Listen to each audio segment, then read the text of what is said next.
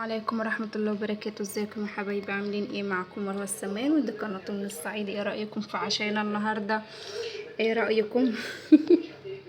اتمنى ان عشانا النهاردة يعجبكم. نبدأ بسم الله الرحمن الرحيم. معانا هنا لبن بلدي بخيره من المعمل، ومعانا هنا بطاطس مسلوقة مقلية مع البيض المقلي، ومعانا هنا عجوة بيض، ومعانا هنا خيار، ومعانا هنا عجوة بيض تاني، ومعانا عيش بلدي يا حبايبي، ومعانا عيش بلدي تاني. بسم الله ما شاء الله، بسم الله ما شاء الله، الله اكبر الله اكبر الله اكبر. الاكل ده لبناتي يا حبايبي، اتمنى ان هو يعجبكم. بسم الله ما شاء الله.